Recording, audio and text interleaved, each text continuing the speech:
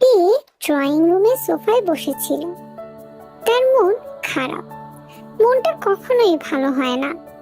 লোকটার মায়া তাকে এমন ভাবে বশ করে রেখেছে যে তে আস্তে আস্তে ভালো থাকতেই ভুলে গেছে।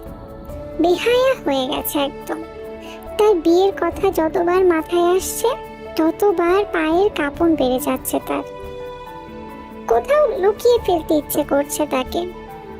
তে কি করে সহ্য করবে? বিকেলে মেয়ে দেখতে যাওয়া হবে। মেয়ে সবার পছন্দ হবে সেটা তের জানা।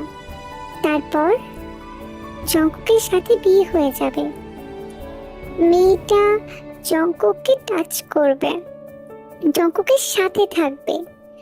গম্ভীর মানুষটার হৃদয়ে মেয়েটা একসময় জায়গা করে নেবে, হয়ে উঠবে মেয়েটা হৃদয় হরণী।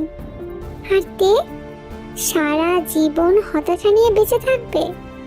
কান্না পেয়ে যাইতে, ভীষণ কান্না পায়, ভীষণ অসহায় লাগছে। কি করবে সে? কোথায় গেলে জঙ্কুককে পাবে? কার কাছে বলবে? কি সাহায্য করবে? চোখের পানি মুছে নেয় তে। কেউ দেখলে কি জবাব দেবে? মন ভালো করতে বাসা থেকে বের হয়। বাড়ির সামনে বিশাল বড় বাগান, খুব সুন্দর বাগানটা। আরে তুমি তে না? তে চমকে পিছনে তাকায়।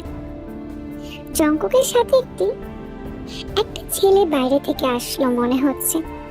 এই ছেলেটাকে তে চেনে, ছোটবেলায় দেখতো জঙ্কুকের সাথে। জঙ্কুকের একমাত্র বন্ধু সে। আরে আপনি জিহোপ ভাইয়া না? ছোটবেলায় সারাক্ষণ আপনার নাকে সর্দি লেগে থাকতো। জিহোপের হাসি মুখটা চুপসে যায়। জঙ্কুকের সামনে লজ্জা পেয়ে যায়। তে আসলে কথাটি বলতে চায়নি, মুখ ফুসকে বেরিয়ে গেছে। ও হ্যাঁ, আর তোমার তো সর্দিতে গাল দুটো টইটুম্বুর হয়ে থাকতো। এভাবে পাল্টা তেকে ফাঁসানো হবে বুঝতে পারেনি। জঙ্কুকের সামনে অপমান। প্রসঙ্গ পাল্টে, কোথায় গিয়েছিলেন ভাইয়া?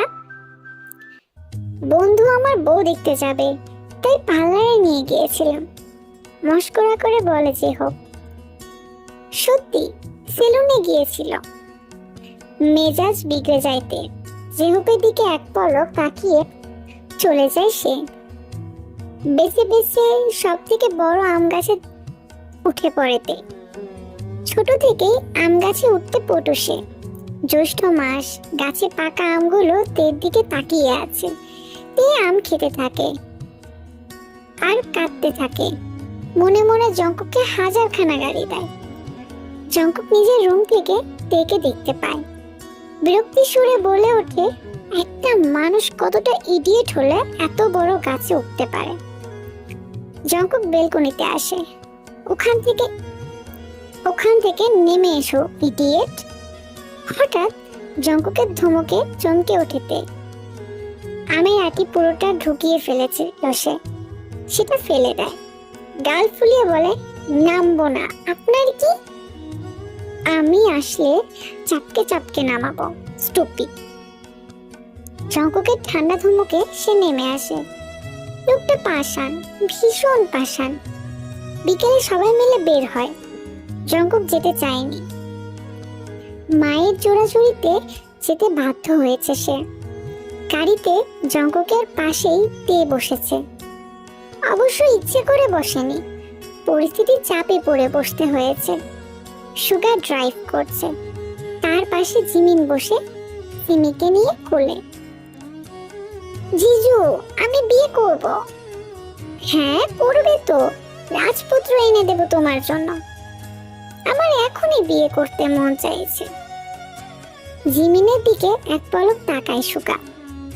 জিমিন দাঁতে দাঁত চেপে বলে ওঠে, বাবাকে বলবে?